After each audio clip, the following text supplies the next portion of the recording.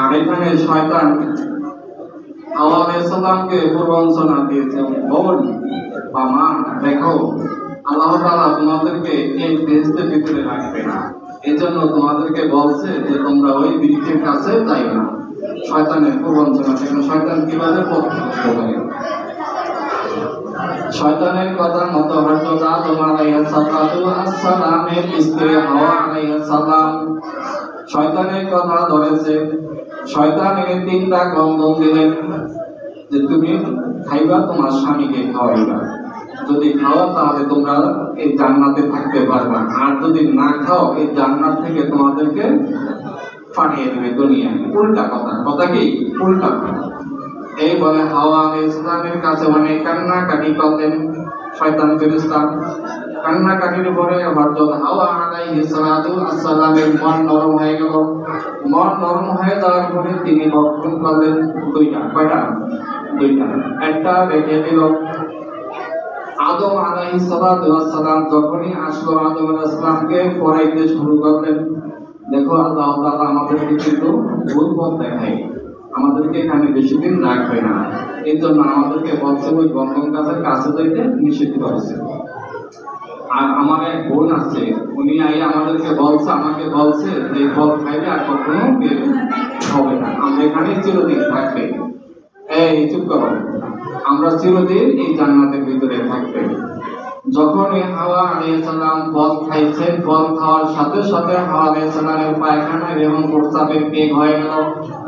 পায়খানা প্রস্রাবের বেগ হয়ে গেল। আদম আলাইহিস সালাম যখন আসলো তখন আদম আলাইহিস সালামের গালের ভিতরে ঢুকিয়ে দিল। দেওয়ার পরে জিবরাইল আমিন এসে আদম আলাইহিস সালামের এই গলায় টিপে ধরছিল। কিন্তু হলকনটা কিন্তু ওই জায়গা থেকে, কিন্তু এই হলকন অনেকের জায়গায় আছে, এরকম হলকন আছে, এই জায়গা কিন্তু জিবরাইল আমিন টিপে ধরল। এবার তিনি কি করলেন? আদম আলাইহিস সালাম বমি করে ফল ফেলে দিলেন। সুবহানাল্লাহ, বমি করে ফল ফেলে দিলেন। আল্লাহ রাব্বুল আলামিন দেখেন তাদের দুইজনকে আল্লাহর হুকুম অমান্য করার কারণে দুইজনকে দুনিয়ার জমিতে নিক্ষেপ করলেন, সন্দেহ আর জিদ্দা। দুইজন দুই জায়গায় হুকুম পালন অমান্য করতে পারে একটা। কয়টা হুকুম অমান্য করেছে? একটা হুকুম অমান্য করার কারণে আল্লাহ রাব্বুল আলামিন জান্নাত থেকে তাদেরকে ল্যাংটা করে দুনিয়াতে নিক্ষেপ করেছেন। বলে নাউযুবিল্লাহ মিন যালিক। আঞ্জির বৃক্ষ আর তানজির বৃক্ষ, এই দুইটার পাতা দিয়ে তারা লজ্জাস্থান থাকছে। কি বৃক্ষের পাতা দিয়া? আঞ্জির বৃক্ষ। আঞ্জির বৃক্ষের একটা পাতা দিয়া হযরত আদম আলাইহিস সালাম লজ্জাস্থান থাকলেন, আর তানজির বৃক্ষের পাতা দিয়া হযরত হাওয়া আলাইহিস সালাম লজ্জাস্থান থাকলেন। দুজন দুই জায়গায় নিক্ষেপ করলেন। কয় জায়গায়? দুই জায়গায়। হুকুম অমান্য করেছেন কয়টা? একটা। আমরা লক্ষ লক্ষ হুকুম অমান্য করি। আল্লাহ রাব্বুল আলামিন দেখেন আমাদেরকে কখনো টাকা ভাড়া থেকে ইসলামের ভিতরে নেয় নাই, নিছে নাবারো থেকে কখনো জয়সর বানিয়ে দেন নাই, কখনো নদীতে বানায়নি, কখনো পর্বতে দেন নাই। কেন দেন নাই? আল্লাহ তাআলা আমাদের প্রতি এত রহমতের দৃষ্টিতে তাকান, এটা কিন্তু আমাদের জন্য না, আমাদের রাসূলের জন্য। কার জন্য? রাসূলের জন্য। সমস্ত নবীরা অন্যায় করেছে, মুহাম্মদুর রাসূলুল্লাহ সাল্লাল্লাহু আলাইহি ওয়াসাল্লাম আল্লাহর একটা কথাও অমান্য করেননি, আল্লাহর একটা হুকুমও তিনি সীমা লঙ্ঘন করেন নাই। আল্লাহর কাছে দরখাস্ত করতে কোনো নবীরা সাহস পাবেন না। মুহাম্মদুর রাসূলুল্লাহ সাল্লাল্লাহু আলাইহি ওয়াসাল্লাম যখনই আল্লাহর কাছে দরখাস্ত করবেন, বিচারের জন্য দরখাস্ত করবেন, সাথে সাথে আল্লাহ রাব্বুল আলামিন দরখাস্ত মঞ্জুর করেন। সুবহানাল্লাহ। পৃথিবীতে যত নবী আইছে সব নবীরা কিছু না কিছু ভুল করেছে, কিছু না কিছু সীমা লঙ্ঘন করেছে। মুহাম্মদুর রাসূলুল্লাহ সাল্লাল্লাহু আলাইহি ওয়াসাল্লাম কখনো সীমা লঙ্ঘন করে নাই, কখনো একটা কথা অমান্য করে নাই। আল্লাহ রাব্বুল আলামিন যা কোরআনে নির্দেশ দিয়েছেন পরিপূর্ণভাবে আদায় করেছে। এই জন্য মুহাম্মদুর রাসূলুল্লাহ সাল্লাল্লাহু আলাইহি ওয়াসাল্লামের কথা আল্লাহ তাআলা মানবেন। কিয়ামতের তারিখটা নির্ধারণ করে দিবেন। বলেন সুবহানাল্লাহ। বিচারের দিনটা নির্ধারণ করে দিবেন, এই তারিখে বিচার হবে। মুহাম্মদুর রাসূলুল্লাহ সাল্লাল্লাহু আলাইহি ওয়াসাল্লামকে তিনি কি করবেন? উকিল নিযুক্ত করে দিবেন। বলেন সুবহানাল্লাহ। কি নিযুক্ত করবেন? উকিল। হাকিমের কাছে যখন কোন কি যায়, আসামি যায়, তখন একজন উকিল দরকার হয়, ঠিক কিনা? উকিল ছাড়া কি যাওয়া যায় হাকিমের কাছে? যাওয়া যায় না। আল্লাহ রাব্বুল আলামিন নিজে হবেন বিচারপতি, মুহাম্মদুর রাসূলুল্লাহ সাল্লাল্লাহু আলাইহি ওয়াসাল্লাম হবেন ফকির। এই নির্ধারণ করে দিয়েছেন মহান আল্লাহ তাআলা। বলেন সুবহানাল্লাহ। অন্য কেউ সুপারিশ করতে পারবে না। মুহাম্মদুর রাসূলুল্লাহ সাল্লাল্লাহু আলাইহি ওয়াসাল্লাম যাকে খুশি তাকে জান্নাতে দিয়ে দিবেন। বলেন সুবহানাল্লাহ। এরকম পারমিশন দিয়ে দিবেন। কি দিবেন? পারমিশন দিয়ে দিবেন। এইভাবে ধরে ধরে জাহান্নাম থেকে বের করে ধরে ধরে জান্নাতের ভিতরে দিয়ে দিবেন। বলেন সুবহানাল্লাহ। আর হাউজে কাউসারের পানি মুহাম্মদুর রাসূলুল্লাহ সাল্লাল্লাহু আলাইহি ওয়াসাল্লাম ছাড়া অন্য কেউ পান করাইবে না। যে ব্যক্তি হাউজে কাউসারের পানি পান করবে ওই ব্যক্তিকে কখনো জাহান্নামের আগুন স্পর্শ করবে না। ওই ব্যক্তি হবে জান্নাতবাসী। বলেন সুবহানাল্লাহ। আল্লাহ রাব্বুল আলামিন দেখেন একটা হুকুম অমান্য করার কারণে আদম এবং হাওয়া আলাইহিস সালামকে দুইজন দুই দেশে পাঠাইছিলেন। আবার দেখেন 300 বছর মতান্তরে 350 বছর কান্নার পরে দুজন আবার একত্রিত হয়েছেন সাফা এবং মারওয়া। দুইজন মাঝখানে কিসে দুইজন দুই দিক থেকে আসছে, আসে একত্রিত হচ্ছে কোন জায়গায়? সাফা এবং মারওয়া পাহাড়ের মাঝখানে দুইজন একত্রিত হয়েছে। ওই জায়গার মাটি থেকে মহান আল্লাহ রাব্বুল আলামিন আদম এবং হাওয়া আলাইহিস সালামকে সৃষ্টি করেছেন। বলেন সুবহানাল্লাহ। ওই জায়গার মাটি থেকে সৃষ্টি করা হয়েছিল, আবার তাদেরকে ওই জায়গায় নিক্ষেপ করা হয়েছে। দুজনের মিলন কিন্তু ওই জায়গায় হয়েছিল। বলেন সুবহানাল্লাহ। ওখান থেকে আমাদের উৎপত্তি, ওখান থেকে আমাদের উৎপত্তি। দেখেন আমরা মুহাম্মদুর রাসূলুল্লাহ সাল্লাল্লাহু আলাইহি ওয়াসাল্লামকে যদি আল্লাহ তাআলা সৃষ্টি না করতেন তাহলে আমাদেরকে সৃষ্টি করতেন না। পৃথিবীতে 18,000 মাখলুক, কোন মাখলুককে আল্লাহ তাআলা সৃষ্টি করতেন না, ঠিক না? কোন মাখলুক আল্লাহ তাআলা সৃষ্টি করতেন। একমাত্র উদ্দেশ্য কি? মুহাম্মদুর রাসূলুল্লাহ সাল্লাল্লাহু আলাইহি ওয়াসাল্লাম। সমস্ত নবীরা এসে স্টেজ কি করেছেন? সাজাইছেন। 1,02,40,000 পয়গম্বর নবীগণ আসছেন, তারা স্টেজ সাজাইছে, আলোচনা করছেন। প্রধান অতিথি হচ্ছে মুহাম্মদুর রাসূলুল্লাহ সাল্লাল্লাহু আলাইহি ওয়াসাল্লাম। তাকে সর্বশেষ পাঠানো হয়েছিল। বলেন সুবহানাল্লাহ। এই পৃথিবী সাজাইছে 1,02,40,000 পয়গম্বর দিয়ে আল্লাহ রাব্বুল আলামিন পৃথিবী সাজাইছে। আর মুহাম্মদুর রাসূলুল্লাহ সাল্লাল্লাহু আলাইহি ওয়াসাল্লামকে প্রধান অতিথি হিসাবে পাঠাইছেন। উনি কি করেছেন? সভা শেষ করেছেন। বলেন সুবহানাল্লাহ। তিনি হচ্ছেন আখেরি নবী, আর তিনি হচ্ছেন খাতামুন নবী। তিনি প্রথম নবী, তিনি শেষ নবী। তাকে সৃষ্টি না করলে পৃথিবী সৃষ্টি করা হইত না। এখন প্রশ্ন হইতে হচ্ছে আদম আলাইহিস সালাম তো প্রথম আদি পিতা না। আদম আলাইহিস সালামের কাছে একটা ফেরেশতা আসছিল, জিজ্ঞাসা করলো যে ফেরেশতা তোমার জন্ম কত? তোমার জন্ম কত? তিনি বললেন যে আসমানে একটা তারকা ওঠে 70,000 বছর পর পর। আমি তারকাটা 70,000 বার দেখছি। হযরত ফাতেমা রাদিয়াল্লাহু তাআলা আনহার কাছে আসলো ফেরেশতা জিবরাইল আমিন। জিবরাইল আমিন এসে জিবরাইল আমিন বলছে যে আমি তো পৃথিবীতে যত নবী আসছে আমি সবার কাছে বার্তা নিয়ে আসতাম, কিতাব নিয়ে আসতাম, ওহী নিয়ে আসতাম।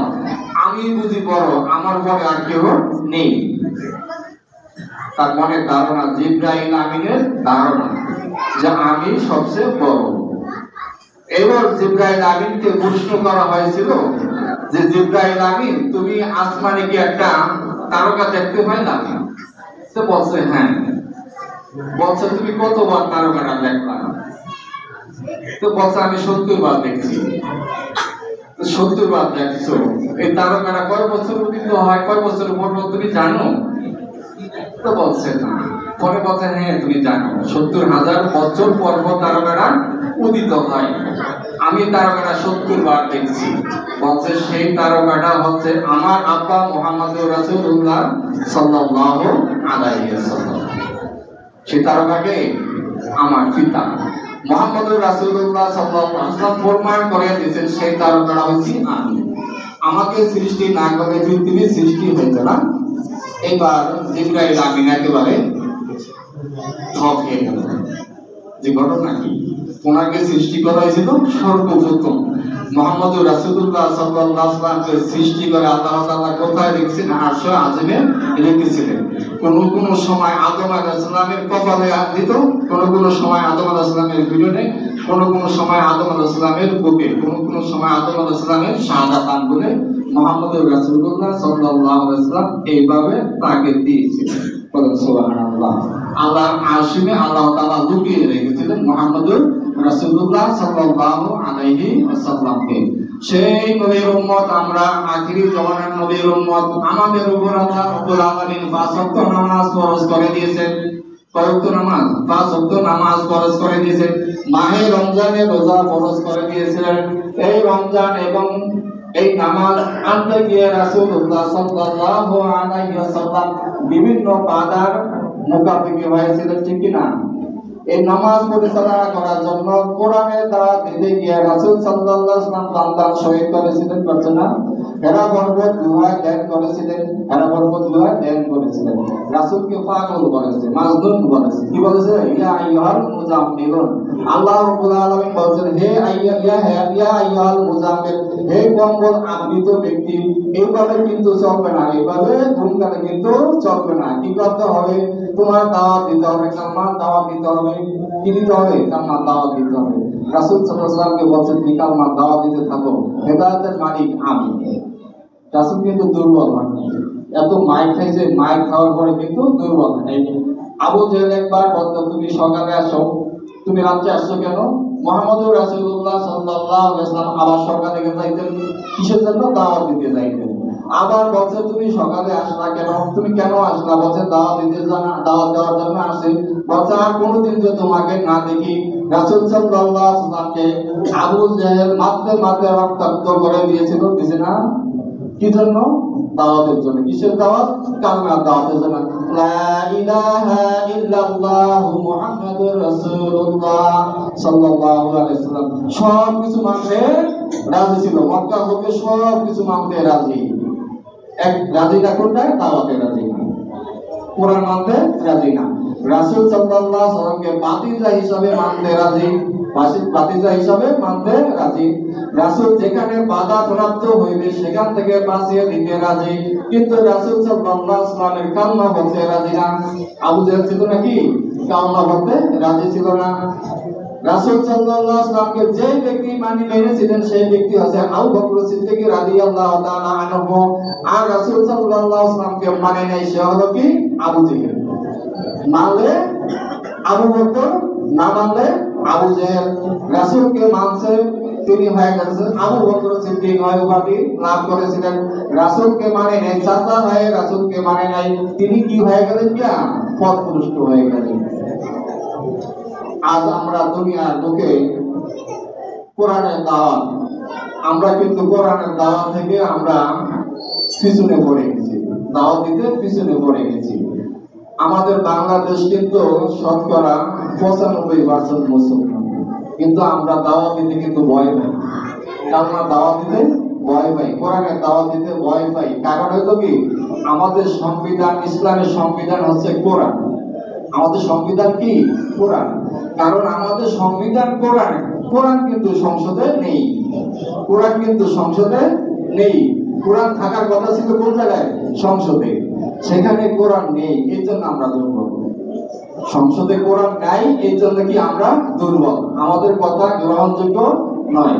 কোরআন যদি সংসদের বিধান হইত, সংসদে থাকতো, তাহলে ইসলাম কোনোদিন এত দল ইসলামের ভিতরে থাকতো না, ইসলামের ভিতরে এত দল থাকতো না, এত মতানৈক্য থাকতো না, এত বিরোধিতা থাকতো না, মুসলমানের ভিতরে এত রক্তাক্ত থাকতো না, খুন খারাপি থাকতো না, থাকতো এত কিছু থাকতো না। কেন? আমাদের সংবিধানের যে কোরআন, কোরআন সংসদে নেই। না থাকার কারণে আমরা পথভ্রষ্ট, না থাকার কারণে আমরা মুসলমান মাইর কিনতেছি। বাংলাদেশে 5% ইহুদি নাসারা। আমরা কিন্তু দেখেন, যেই মন্ত্রী আসে না কেন, যেই সংসদে আসে, সেই কিন্তু দেখেন পূজা হলে লক্ষ লক্ষ টাকা ব্যয় করে, ঠিক কিনা? পূজা যখন আসে তখন ওই মন্ত্রণালয় থেকে, ধর্ম মন্ত্রণালয় থেকে দেখেন লক্ষ লক্ষ টাকা ইহুদি খ্রিস্টান নাসারাদের জন্য বাজেট হয়। আমাদের জন্য দেখেন 10টা টাকা কোনো সময় বাজেট নেই, আছে? আমাদের ঈদে কি টাকা দেয়? দুটা ঈদে কখনো আমাদেরকে 10টা টাকা দেয় না, দিছে? দেয় না। কিছু এরকম রেকর্ড আছে যে কেউ দিছে? দেয়নি।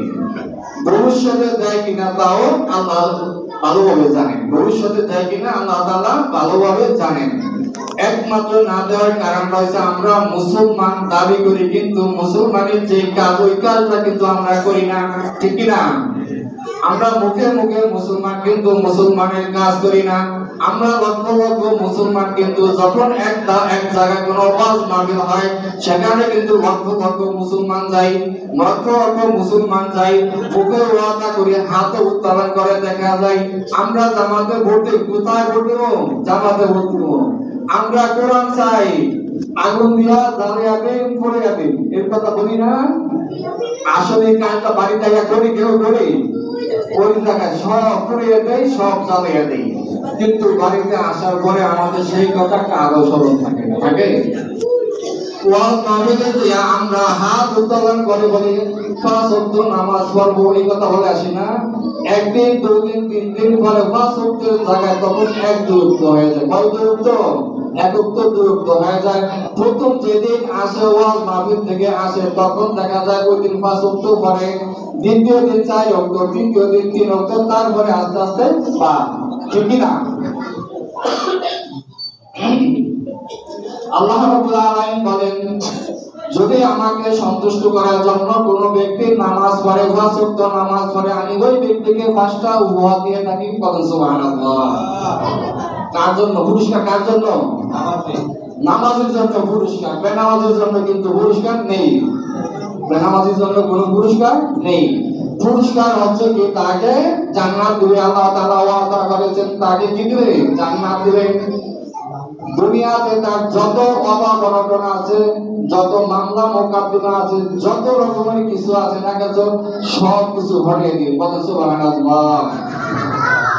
মৃত্যুর সময় মৃত্যু সহজ হবে, কষ্ট হবে না। মৃত্যুর সময় কষ্ট হবে না। মৃত্যুর সময় কি হবে না? কষ্ট হবে না। নামাজি ব্যক্তির মৃত্যুর সময় কষ্ট হবে না। যখন এই কবরের ভিতরে রাখা হবে, কবরের ভিতরে যখন রাখা হবে, তখন আল্লাহ তাআলার পক্ষ থেকে ফেরেশতা আসবে, তাকে প্রশ্ন করা হবে, মান রব্বুকা ওয়া মান দীনুকা ওয়া মান নাবিয়ুকা মান হাযা রাজুলুন বুইসা ফিকুম, এই ধরনের প্রশ্ন করা হবে। প্রশ্নের জবাবগুলো আল্লাহ রাব্বুল আলামিন সহজ করে দেবেন। সুবহানাল্লাহ।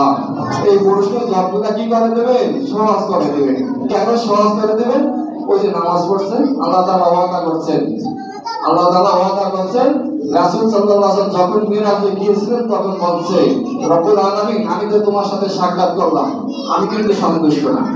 আমি তোমার সাথে সাক্ষাৎ করেছি, আমি কিন্তু সন্তুষ্ট না। আমি এমন জিনিস চাই না যে জিনিস খেয়ে আমি সন্তুষ্ট আমার উম্মত খাইতে পারবে না, যে জিনিস আমি দেখবো আমার উম্মত দেখতে পারবে না, এই জিনিস কিন্তু আমি ভালোবাসি না। রব্বুল আলামিনের কথা, রব্বুল আলামিন মুহাম্মদুর রাসূলুল্লাহ সাল্লাল্লাহু আলাইহি ওয়াসাল্লামের কথা মতো বলেছিলেন, রব্বুল আলামিন, তুমি কি আমার উম্মতের সাথে সাক্ষাৎ করবা? আল্লাহ তাআলা ওয়াদা করেছেন, আমি তোমার উম্মতের সাথে দৈনিক 5 বার সাক্ষাৎ করব। কয়বার? 5 বার। আল্লাহ তাআলার এমন বান্দা দুনিয়াতে আছে, সাক্ষাৎ পাই। আমরা নাফরমান বান্দা, এই জন্য আমরা দেখতে পাই না, ঠিক কি না? আমরা নাফরমান বান্দা, এই জন্য আমরা আল্লাহকে দেখতে পাই না। যারা আল্লাহর প্রকৃত বান্দা তারা আল্লাহকে দেখে, তারা আল্লাহকে হাজির নাজির করে নামাজ পড়ে। আমি নামাজ পড়তেছি, আল্লাহ আমাকে দেখতেছে, হাত পা নড়াচড়া করা যাবে না। যারা এভাবে খুশি খুশি সহিত নামাজ পড়ে, আল্লাহ তাআলা তাদের সাথে সাক্ষাৎ করে। বলেন সুবহানাল্লাহ। আল্লাহ তাআলা ওয়াদা করেছেন, কোরআনের ভিতরে ওয়াদা কিন্তু মিস না, মিস। আল্লাহর ওয়াদা কখনো মিস না। রব্বুল আলামিন বলেন, 5টা উপহার দিবেন। 5টা উপহার দেখেন, আর মৃত্যুর সময় মৃত্যু সহজ করে দিবেন, কবরের প্রশ্নগুলো সহজ করে দিবেন, বিনা হিসাবে জান্নাত দিয়ে দিবেন। বলেন সুবহানাল্লাহ। কোন হিসাবে? বিনা হিসাবে জান্নাত দিয়ে দিবেন। এই জান্নাত আল্লাহ তাআলা দিয়ে দিবেন, ওয়াদা করেছেন। জান্নাত দিয়ে দিবেন, ওয়াদা করেছে। আপনি নামাজ পড়েন নাই, জান্নাত কি পাবেন? আমার ছেলে, আপনার ছেলে হাফেজ হয়েছে, 6666 আয়াত মুখস্থ করেছে, আর 30টা আয়াত কম আছে, মতান্তরে 6666 আয়াত। 666 আয়াত তেলাওয়াত করেছে, মুখস্থ করেছে। আল্লাহ তাআলা বলবেন কিয়ামতের দিন বলবেন তুমি যত আয়াত মুখস্থ করেছো তুমি ধাপে ধাপে বলতে থাকো, তেলাওয়াত করো, বলতে থাকো, তেলাওয়াত করো, বলতে থাকো। এইভাবে আল্লাহ রাব্বুল আলামিন বলবেন 6666 তালা বেহেশতে উঠে যাবে। বলো সুবহানাল্লাহ। কত তালা? দুনিয়াতে কয় তালা আছে? কয় তালা আছে দুনিয়াতে? আল্লাহ তাআলা দেখেন একজন হাফেজ সাহেবের জন্য 6666 তালা একটা বেহেশত তৈরি করে রাখছেন। বলো সুবহানাল্লাহ। যদি ওই ব্যক্তি ঠিকই আমল করে থাকে, নামাজ পড়ে থাকে, নামাজ হচ্ছে কি ওই বেহেশতের চাবি। আল্লাহ তাআলা তাকে বেহেশত তৈরি করে রাখছেন 6666 তালা করে। বেহেশতের চাবি হচ্ছে নামাজ। হাফেজ সাহেব যদি নামাজ না পড়ে তাহলে কি বেহেশতে যাইতে পারবে? আমি আলেম যদি আমার ভিতরে আমল যদি না থাকে, আমার নাম আলেম, আমার ভিতরে যদি আমল না থাকে, তোমার আমার এই আলেমের কোনো মূল্য আছে? আলেমের কোনো মূল্য নাই। থাকতে হবে আমরা আমল থাকতে হবে। কি থাকতে হবে? আমল। 5 ওয়াক্ত নামাজ পড়তে হবে, আল্লাহর হুকুম পালন করতে হবে, রাসূলের তরিকা মতো চলতে হবে, তাহলে আমার জন্য জান্নাত। নচেত আমি জান্নাতের গ্যারান্টি পাইব না। ঠিক কি না? আল্লাহ রাব্বুল আলামিন বলেছেন তোমরা নৈরাশ হয়ো না, তোমরা নৈরাশ হয়ো না। এখানে বলছে আল্লাহ তাআলা বলছেন জান্নাত কিন্তু আমাদেরকে দিবে না, কারণ নামাজ পড়ি নাই, এজন্য আল্লাহ তাআলা আমাদেরকে জান্নাত দিবে না। আল্লাহ তাআলা অন্য আয়াতে বলেছে যে না না তোমরা নৈরাশ হয়ো না, তোমরা নৈরাশ হয়ো না, আমি আল্লাহ তাআলা তোমাদের জন্য যে জান্নাত তৈরি করে রেখেছি। ঠিক কি না? আজকে যে রজনী দেখেন, এই রজনীতে যদি আমরা আল্লাহ তাআলার কাছে তওবা করি, তওবা করলে আল্লাহ তাআলা বলেছেন তওবা কবুল করেন। কি করেন? কবুল করেন। তওবা কবুল করেন। পিতা মাতার অবাধ্য সন্তান এরকম আছে না? আজকে আসার টাইমে যদি মাকে যদি মা বলে ডাক্তার, মা কি রকম খুশি হবে? অনেক খুশি হবে না? দীর্ঘদিন ধরে 3 মাস ধরে বা 1 মাস বা 2 মাস 3 মাস বা 1 বছর ধরে মাকে ডাকে না, বাবাকে ডাকে না, মাকে মা বলে ডাকে না, বাবাকে বাবা বলে ডাকে না। আজকে নামাজ পড়ার জন্য, আজকে তো গুনাহ মাফের জন্য আসতেছে, রহমতের জন্য আসতেছে, রিজিকের জন্য আসতেছে। আসার পথে মা বাবাকে যদি একবার মা বলে ডাকতে আল্লাহ তাআলা বলেন আমি মহান আল্লাহ তাআলা খুশি হয়ে যাবে। বলে সুবহানাল্লাহ। আর মা বাবার দিকে যদি সন্তুষ্ট নজরে তাকানো হয় তাহলে কবুল হওয়ার সব ঠিক হয়। বলে সুবহানাল্লাহ। মা বাবার দিকে যদি সন্তুষ্ট নজরে তাকানো হয়, রহমতের দৃষ্টিতে তাকানো হয়, তাহলে কি কবুল হওয়ার সব? কবুল হওয়ার সব। একটা কবুল হজ করতে 6 লক্ষ টাকা লাগে। কয় লক্ষ টাকা? 6 লক্ষ টাকা লাগে। দেখেন আপনার আমার হজ ঘরের ভিতরে। হজ কোথায়? ঘরের ভিতরে। ঠিক কি না? মা বাবার কাছে জান্নাত, মা বাবার কাছে জাহান্নাম। ঠিক কি না? আর জান্নাতু তাহতাল আকদামের উম্মিহাত, পিতা মাতার পদতলে সন্তানের বেহেশত। নাকি মিথ্যা? ওয়াদসিয়তে শুনছেন না? সবাই শুনছেন না? এই কথা বলছে তো? পিতা মাতার পায়ের নিচে সন্তানের বেহেশত। মা কিন্তু দা দিয়া কোবাইলে কিন্তু বেহেশত পাওয়া যাবে না। মাটির নিচে খোঁজ রাখলেও বেহেশত পাওয়া যাবে না। আমাদের নাম বেহেশত। ঠিক কি না? আল্লাহ রাব্বুল আলামিন বলেন আমি আসমানে বিরাজ করি না, আমি জমিনে বিরাজ করি না, আমি বিরাজ করি মুমিনের কলবের ভিতরে। বলে সুবহানাল্লাহ। আল্লাহ বিরাজ করে কোন জায়গায়? আল্লাহ বাড়ি কোন জায়গায়? আপনার আমার কলবের ভিতরে। যার কলব পরিষ্কার তার দুনিয়া পরিষ্কার। বলে সুবহানাল্লাহ। যার কলবের ভিতরে ময়লা আছে তার দুনিয়াও ময়লা, আখিরাতও ময়লা। ওই ব্যক্তির জন্য দুনিয়াতে স্থানের পরটা কোনো স্থান নেই। জান্নাত এবং জাহান্নাম পিতা মাতার কাছেই রয়েছে। জান্নাত জাহান্নাম পিতা মাতার কাছে রয়েছে। পিতা মাতা সন্তুষ্ট, আল্লাহ সন্তুষ্ট। পিতা মাতা সন্তুষ্ট, আল্লাহ তাআলা সন্তুষ্ট। পিতা মাতা যদি সন্তানের জন্য দোয়া করে আল্লাহ তাআলা বলেন আমার ভিতরে আর পিতা মাতার ভিতরে কোনো পর্দা থাকে না। বলেন সুবহানাল্লাহ। এই কথা সত্য না মিথ্যা? সত্য তো? বলছে আসমানের ভিতরে আমি আল্লাহর ভিতরে আর আমার এই বান্দার ভিতরে কোনো পর্দা থাকবে না। সন্তান যদিও বাবার জন্য দোয়া করে সেখানেও কোনো পর্দা থাকবে না। সাথে সাথে সেকেন্ডের ভিতরে দোয়া কবুল। এরকম প্রমাণ আছে না? আপনাদের গ্রামে কিন্তু এরকম প্রমাণ আছে, আমাদের গ্রামে এরকম প্রমাণ আছে, সব দেশে এরকম প্রমাণ আছে। বাপ মা যখন হাত ধরে সন্তান যত বিপদগ্রস্ত হয় কেন, যত রকমের বিপদগ্রস্ত হয়, যত রকমের দুঃখ বেদনায় ধরে, অসুখে পড়ে, সন্তানের জন্য যখনই মা বাবা হাত করে সন্তানের দোয়া থেকে, সন্তানের দোয়া আল্লাহ তাআলা সাথে সাথে কবুল করে নেন। সুবহানাল্লাহ। বাপ মা যখনই দোয়া করে তখন আল্লাহ দোয়া কবুল করেন। সন্তানও যদি বাপ মায়ের জন্য দোয়া করে, রব্বুল হামহুমা কামা রাব্বায়ানি সগীরা, ও রব্বুল আলামিন আমাকে যেমন ছোট্টকালে শৈশবকালে আমি বুকের উপর ভরসা করে দিয়েছে, করছে না? আমরা সবাই করছি তো।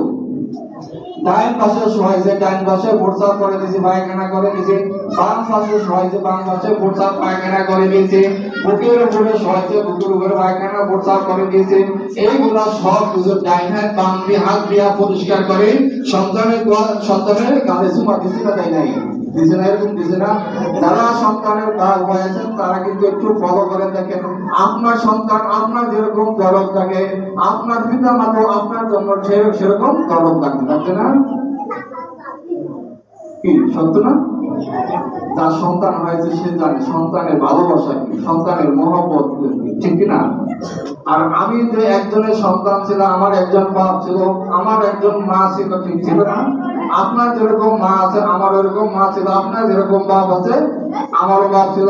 রাসূল সাল্লাল্লাহু আলাইহি ওয়াসাল্লাম যখন পিতার কবর মাজার জিয়ারত করতে গেলেন, জিয়ারত করতে গিয়ে রাসূল সাল্লাল্লাহু আলাইহি ওয়াসাল্লাম যখন চোখের পানি কান্নার সাথে সাথে চোখের পানি বের হয়ে আসছে, আল্লাহ রাব্বুল আলামিন বলেন, হে মুহাম্মদ রাসূলুল্লাহ সাল্লাল্লাহু আলাইহি ওয়াসাল্লাম আমার বন্ধু, তুমি চোখের পানি ফেলো না, যদি তুমি চোখের পানি ফেলো তোমার বাবাকে আমি চিন্তা করে দিই। চোখের পানি বাড়ানো যাবে না, চোখের পানি বাড়ানো যাবে না। মার জন্য কান্না করেছে, বলছে কান্না করা যাবে না। রাসূল কি এতিম ছিলেন না? রাসূল কি এতিম ছিলেন? তো এতিম হওয়ার কারণে কিন্তু রাসূলের চোখে পানি ছিল না। এতিম হওয়া সত্ত্বেও রাসূলের চোখে পানি ছিল না। কেন? আল্লাহ তাআলা বলছেন আমি তোমার জামিনদার। জামিনদার কে? আল্লাহ। বাবা যখন মরে গেল, আবু তালেব কি হলো? রক্ষণাবেক্ষণের দায়িত্ব গ্রহণ করলেন। মা যখন মরে গেলেন তখন সম্পূর্ণ রূপভাবে চাচা আব্দুল মুত্তালিব, আবু তালেব উনি কি হলেন? দায়িত্ব সম্পূর্ণ রূপে গ্রহণ করলেন। দেখেন এইভাবে যার কেউ নাই আল্লাহ তাআলা তার রক্ষক, যার কেউ নেই আল্লাহ তাআলা তার রক্ষক। আল্লাহ রাব্বুল আলামিন দেখেন যুদ্ধ করে এই ধরনের নবী প্রেরণ করেছেন, তাদেরকে পরীক্ষা করেছেন, আবার পরীক্ষা তারা উত্তীর্ণ হচ্ছে না? জাকারিয়া আলাইহিস সালামের কথা স্মরণ করেন, জাকারিয়ার কথা স্মরণ করেন। সাধারণ ভুলের কারণে তিনি গাছের ভিতরে গাছে আশ্রয় দিয়েছেন। আসলে কি ঠিক? আশ্রয় তো কার কাছে? মালিকের কাছে। বলছে আমি তো ছিলাম, তুই গাছের কাছে আশ্রয় নিলি না। পরাতে গেটে দ্বিখণ্ড করে দিছে, বলছে তো উপরস তার নবুয়তের দপ্তর থেকে নাম কাটা যাবে, ঠিক কি না? শুনছেন এই ঘটনা? শুনছেন না? মুসা আলাইহিস সালামকে আল্লাহ তাআলা পরীক্ষা করছেন না? পরীক্ষা করেছেন। পরীক্ষা করে আবার মুসা আলাইহিস সালাম সেখান থেকে গিয়েছেন, পরীক্ষা পাস করেছেন। তুর পাহাড়ে গেলেন না সাক্ষাৎ করতে? তুর পাহাড় দেখে খুবই ছাই হয়ে গেল, শূন্য হয়ে গেল। মুসা কি ঘুরছিল? বাঁচাইছে কে? আল্লাহ। রাখে আল্লাহ, মারে কে? রব্বুল আলামিন দেখেন এইভাবে নূহ আলাইহিস সালামকে পরীক্ষা করেছিলেন, করছেন না? নূহ আলাইহিস সালামকে পরীক্ষা করেছেন, আবার তারা কি পরীক্ষায় উত্তীর্ণ হয়েছেন। আল্লাহ রাব্বুল আলামিন দেখেন আমাদেরকেও পরীক্ষা করে না? আমাদেরকে পরীক্ষা করে। ওয়ালা নাবলুওয়ান্নাকুম বিশাইইন মিনাল খাউফি والجوع ونقص من الأموال والأنفس والثمرات وبشر الصابرين الذين إذا أصابتهم مصيبة قالوا إنا لله وإنا إليه راجعون। এই আয়াতে আল্লাহ তাআলা বলছেন তোমাদেরকে আমি পরীক্ষা করব। ওয়ালা নাবলুওয়ান্নাকুম বিশাইইন মিনাল খাউফি ওয়াল জুই ওয়া নাকসিম মিনাল আমওয়ালি ওয়াল আনফুসি ওয়াস সামারাত। আমি তোমাদেরকে ধন দিয়া পরীক্ষা করব, টাকা দিয়া পরীক্ষা করব, জমি দিয়া পরীক্ষা করব, গাড়ি দিয়া পরীক্ষা করব, বাড়ি দিয়া পরীক্ষা করব, লাল বর্ণের উট দিয়া তোমাকে পরীক্ষা করব, ঘোড়া দিয়া পরীক্ষা করব না? এই পরীক্ষা তোমরা কি করতে হবে? এগুলা তোমাদেরকে দেওয়া হবে, ধন সম্পদ দেওয়া হবে। এই ধন সম্পদ আবার তোমার থেকে কাড়িয়ে নেওয়া হবে। এই ধন সম্পদ তোমার থেকে কাড়িয়ে নেওয়া হবে। তুমি যদি ভুল করো তাহলে আমার রহমত থেকে কি হইবা? বঞ্চিত হইবা। এই ধন সম্পদ তো তোমার ছিল না, আমি মহান আল্লাহ তাআলা তোমাকে ধন সম্পদ দিয়েছে, ধন সম্পদের মালিক করে দিয়েছে, ঠিক কি না? আমি আলোচনা করবো না বন্ধ করবো? বন্ধ করবো না আলোচনা করবো? হ্যাঁ, শেষ করে দিচ্ছি। দেখেন আল্লাহ রাব্বুল আলামিন যুগ যুগ ধরে নবী প্রেরণ করেছেন, তাদেরকে পরীক্ষা করেছেন, পরীক্ষার পরে তারা সকলে উত্তীর্ণ হয়েছে, পরীক্ষায় উত্তীর্ণ হয়েছে। আমাদেরকে আল্লাহ তাআলা দেখেন ধন দিয়া, সম্পদ দিয়া, ছেলে দিয়া, মেয়ে দিয়া, স্ত্রী দিয়া পরীক্ষা করবেন। এই পরীক্ষার মধ্য দিয়ে আমরা পাস করতে হবে, ঠিক কি না? এই পরীক্ষার মধ্যে দিয়ে আমরা পাস করতে হবে। এই জন্য আল্লাহ তাআলা দেখেন সন্তান জ্বর হবে, সন্তানের ডায়রিয়া হবে, এখানে নামাজের রক্ত, নামাজ পড়বেন না, সন্তানের চিকিৎসা করবে, পরীক্ষা না? নামাজ পড়তে হবে। কি করতে হবে? নামাজ পড়তে। যখনই আল্লাহু আকবার বলবেন, যত রকমের কাজকর্ম থাকে দুনিয়ার সমস্ত কাজকর্ম ফেলে আল্লাহ তাকে সাড়া দিতে হবে। আল্লাহু আকবার, আল্লাহ বলো। কাজ করুন আল্লাহ বলো, সন্তান করুন আল্লাহ বলো, স্ত্রী করুন আল্লাহ বলো। বাবা যদি অসন্তুষ্ট হয় কিছু আসে যায় না, আল্লাহকে সন্তুষ্ট করতে যায়, বাবা যদি অসন্তুষ্ট হয় তাতে কিছু আসে যায় না। কথা বুঝতে পারছি? আল্লাহর ইবাদত করতে গিয়ে যদি মা অসন্তুষ্ট হয়ে যায় তাহলে কিছু আসে যায় না। আল্লাহই যথেষ্ট, আল্লাহই যথেষ্ট। কথা বুঝতে পারছি? ভাই যদি অসন্তুষ্ট হয়ে যায়, নামাজের জন্য, কালমা দাওয়াতের জন্য, দ্বীনের জন্য যদি ভাই অসন্তুষ্ট হয়ে যায় তাহলে কিছু আসে যায় না। কথা বুঝতে পারছি তো? ওমা আলাইনা ইল্লাল বালাগ। আমরা যা কিছু বলেছি, শুনেছি, আল্লাহ তাআলা আমাদের সকলকে আমল করার মতো তৌফিক দান করেছেন।